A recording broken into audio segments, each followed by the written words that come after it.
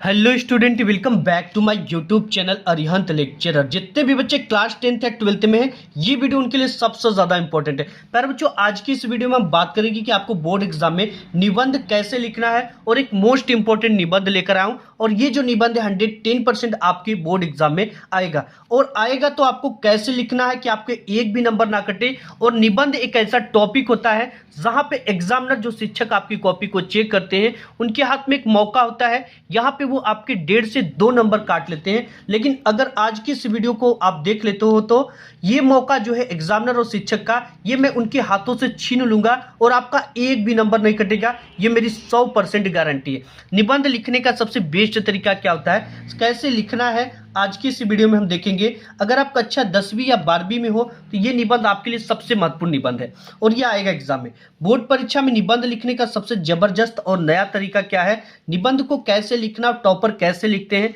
मैं खुद एक एग्जामिनर और पिछले 7 सालों से बोर्ड एग्जाम की कॉपी चेक कर रहा हूं। बच्चा, निबंध को कैसे आपको लिखना है और टॉपर कैसे लिखते, टॉपर की ट्रिक क्या होती है लिखने की, ऐसे लिखने पर जो टीचर है आपको पूरा का पूरा नंबर देंगे। अगर आप में 9 नंबर का आता है, 7 नंबर का आता है, पूरा का पूरा नंबर मिलेगा। ठीक है, आज की इस वीडियो में हम देखेंगे, जो निबंध देखेंगे वो जनसंख्या वृद्धि पर निबंध देखेंगे।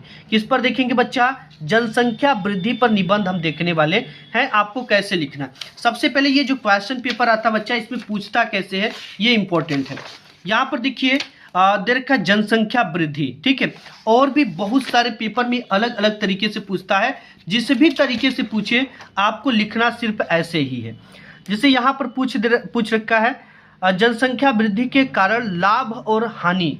ठीक है, तो जैसे भी पूछे आपको वैसे ऐसे ही लिखना है जैसे मैं आपको बता रहा हूँ। सबसे पहले आपको क्या करना बच्चा, ऊपर निबंध लेखन इसके हेड पर डालना है। इसके बाद जितने भी प्रश्नोत्तर संख्या के अंतर्गत आती है, आपको यहाँ पे वो प्रश्नोत्तर संख्या डाल देना है। एंड इसके बाद आपको जनसंख्या वृद्धि पर लिख रहे हो तो जनसंख्या वृद्धि इस तरह से आपको लिखना है। ठीक है, और इसके नीचे इस तरह से डबल पाई खींचा होना चाहिए। इसके बाद आपका है रूपरेखा। ठीक है, एक हेडिंग है, इसके अंतर्गत ये पता चलता है कि आपने कितनी हेडिंग के अंतर्गत इसे कवर करने का प्रयत्न किया है। सबसे पहली हेडिंग रहेगी इसमें प्रस्तावना। दूसरा, भारत में जनसंख्या वृद्धि के कारण क्या है। देखिए, कारण, निवारण, अर्थ, ठीक है, रोकने का उपाय, और लास्ट हेडिंग उपसंहार। इसके माध्यम से आप किसी भी निबंध को लिख सकते हो। ठीक है, किसी भी चीज पर आ जाए, सबसे पहले उसकी हेडिंग प्रस्तावना रहेगी और लास्ट हेडिंग उपसंहार रहेगी, और उसके बाद उसका अर्थ क्या है, उसका कारण क्या है, उसके रोकने का उपाय क्या हो सकता है, ठीक है, उससे लाभ क्या है, उससे हानि क्या है, इसके बारे में, उसके प्रकार कितने, ये सब चीजें आपको हेडिंग दिमाग में रखना। इसके बाद आपको ये चीजें हो गई, जनसंख्या वृद्धि के क्या कारण हैं, जनसंख्या वृद्धि को नियंत्रित करने के उपाय क्या हो सकते हैं, और लास्ट हेडिंग उपसंहार है। अब बच्चा, सबसे पहली हेडिंग यहाँ पे डाली गई है प्रस्तावना। ठीक है, प्रस्तावना में लिखा गया है कि जनसंख्या किसी भी देश अथवा राज्य का प्रमुख तत्व है, क्योंकि अगर वो जनसंख्या वहां पे नहीं है तो उस राज्य का महत्व ही नहीं है, क्योंकि जनसंख्या से ही वो राज्य बना हुआ है। ठीक है, जनसंख्या किसी भी देश अथवा राज्य का एक प्रमुख तत्व है, एवं उसके बिना किसी भी राज्य एवं जाति की कल्पना भी नहीं की जा सकती है, जनसंख्या के बिना। अब देखिए, जनसंख्या की वृद्धि का यह दानव आज संपूर्ण विश्व के सम्मुख मुंह फैलाए खड़ा है, क्योंकि जनसंख्या वृद्धि एक दानव है, ये बढ़ रहा है तो हमारी बहुत चीज़ों की प्रॉब्लम हो रही है। ठीक है, रोजगार में कमी आ रही है और लोगों को नौकरियां नहीं मिल रही, हर जगह होड़ मचा हुआ है नौकरी करने का।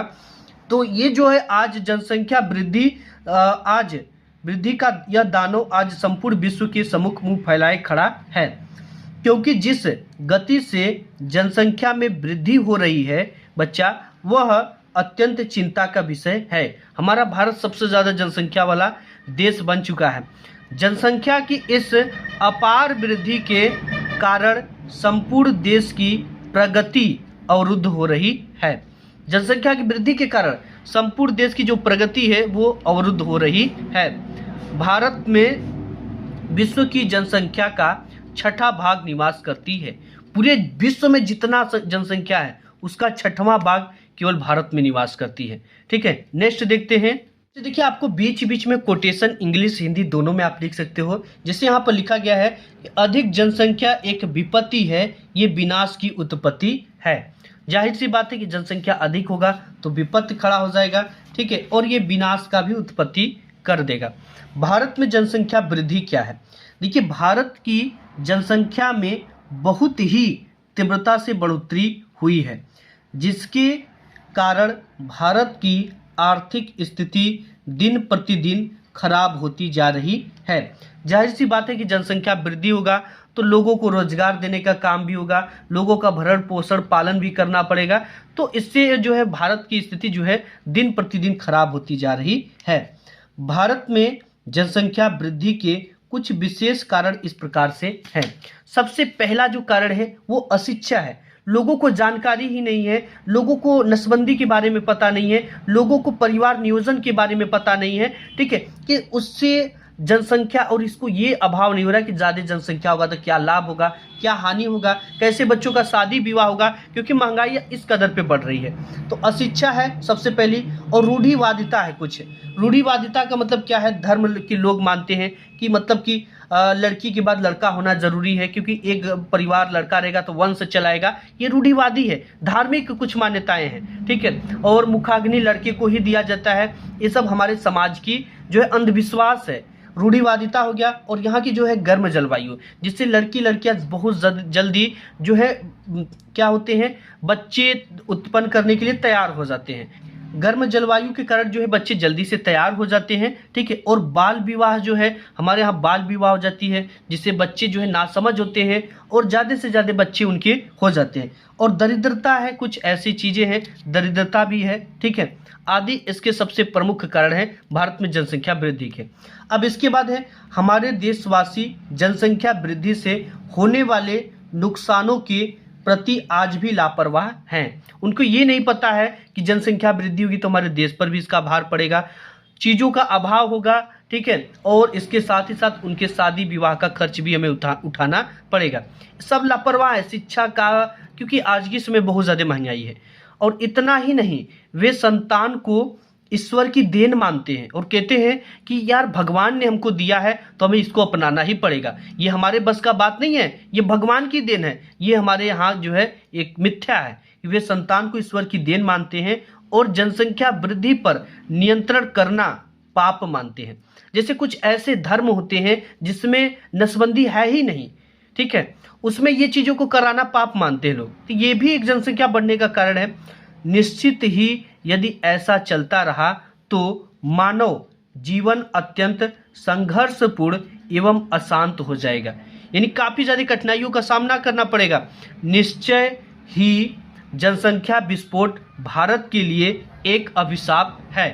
इतना लिख दिया। अब इसके बाद बच्चा क्या लिखेंगे, यहाँ पर देखो, जनसंख्या वृद्धि से हानि क्या क्या है। हानि भी तो होगी भाई, जरूर कहीं ना कहीं लाभ है तो कहीं ना कहीं हानि भी होगी। जनसंख्या वृद्धि से होने वाले प्रमुख हानियां इस प्रकार से हैं। सबसे पहला है कि शिक्षा का अभाव है हमारे यहाँ, ठीक है। बहुत सारे बंजारे लोग होते हैं जिनके 10-10 बच्चे 8-8 बच्चे होते हैं और वो रोडों पे जा जाकर लोगों से भिक्षा मांगते हैं, ठीक है। और इससे क्या होता है, इससे बहुत सारे जो है गलत काम भी हो जाते हैं, ठीक है। और यहाँ पे शिक्षा का अभाव, बेरोजगारी भी है और सार्वजनिक स्थलों पर भयंकर भीड़ भी देखने को मिलता है और अस्पतालों में इलाज कराने में असुविधा हो जाती है। इससे हानि ये है। खाद्यान्न का अभाव है, आवास की कमी यानी घर रहने के लिए कमी है, रोजगार में कमी है जनसंख्या वृद्धि के कारण इत्यादि। अत्यधिक जनसंख्या वृद्धि से रोजाना की जरूरतें पूरी नहीं होगी और लोगों का जीवन जो है वो कष्टमय हो जाएगा। इसके बाद एक कोटेशन यहाँ पे लिखा गया, आपको भी लिखना है। पृथ्वी है मनुष्य का स्वर्ग, घोर जनसंख्या वृद्धि से इसे न बनाओ नर्क। ठीक है, जनसंख्या पर नियंत्रण बहुत ज़्यादा जरूरी है बच्चा। इसके बाद है जनसंख्या वृद्धि को रोकने का क्या क्या उपाय हो सकता है। उपाय में सबसे पहले जनसंख्या वृद्धि को रोकने के प्रमुख उपाय और तरीके इस प्रकार हैं। सबसे पहला तो जो है बाल विवाह एवं बहु विवाह जैसी कुप्रथाओं पर रोक लगाई जानी चाहिए, क्योंकि बाल विवाह में छोटी उम्र में जब शादी होगा तो ज़्यादा से ज़्यादा उनके बच्चे पैदा होंगे, उनको समझ भी नहीं रहेगी चीज़ों का। और बहु विवाह जैसे एक व्यक्ति को दोबारा तिबारा चौबारा ब्याह कर लेती है, एक स्त्री भी दोबारा तिबारा ब्याह कर लेती है और उसके लोग कहते हैं ना कि वो हमारे यहाँ आई तो हमारे शरीर से कुछ बच्चे होने चाहिए, तो इनके यहाँ भी 2-3 बच्चे हो गए और कुछ पहले से ही बच्चे उनके थे। तो ऐसे में बहु विवाह होने से भी जो है जनसंख्या बढ़ रही है। इस तरह की कुप्रथाओं पे सरकार और हम सबको, समाज को रोक लगानी चाहिए। नेक्स्ट देखते हैं इसका कारण। नेक्स्ट बच्चे यहाँ पे परिवार नियोजन का व्यापक प्रचार किया जाना चाहिए। लोगों को बताना चाहिए कि परिवार को नियोजन कैसे किया जाए, नियोजन के क्या क्या उपाय हो सकते हैं। ठीक है, इसमें पुरुष नसबंदी, महिला नसबंदी शामिल हो, उसके बारे में व्यापक चीज़ों को बताना चाहिए, डेमो दिखाना चाहिए और इससे बताना चाहिए नसबंदी कराने में कोई भी प्रॉब्लम नहीं है। इससे लोग आगे आएंगे और नसबंदी को जो है बढ़ावा मिलेगा। और विवाह की आयु में वृद्धि किया जाए, जैसे जो है लड़कियों की शादी में और लड़कों की शादी में वृद्धि कर दिया जाए कि जैसे इससे पहले लोग शादी ना करें। परिवार नियोजन संबंधित सामग्री अपनाने की प्रेरणा दी जाए। ठीक है, जिससे कि बिना इच्छा रहित बच्चे पैदा ना हो। अधिक बच्चों को जन्म देने वाली माता पिता को सरकारी योजनाओं से वंचित कर देना चाहिए। एक लिमिट सरकार को लगाना चाहिए कि अगर आपके घर में 3 से ज़्यादा बच्चा पैदा हुए तो आपको राशन नहीं मिलेगा, सरकारी कोई भी सुविधा नहीं मिलेगी और इसके साथ ही साथ आपकी राशन कार्ड, वोटर लिस्ट से नाम भी काट दिए जाएंगे। ऐसे में क्या होगा कि लोग डरेंगे और बच्चे को नियंत्रण करने का उपाय करेंगे, जनसंख्या रुकेगी। और उपसंहार इसकी लास्ट हेडिंग क्या है? इस समस्या के संबंध में हम सबको प्रयास करना चाहिए। और छोटा परिवार सुखी परिवार, यानी कुछ इंपॉर्टेंट चीज़ें हैं जिसे आपको ब्लैक पेन से लिखना है। ठीक है, छोटा परिवार सुखी परिवार के बारे में लोगों को जागरूक करना चाहिए।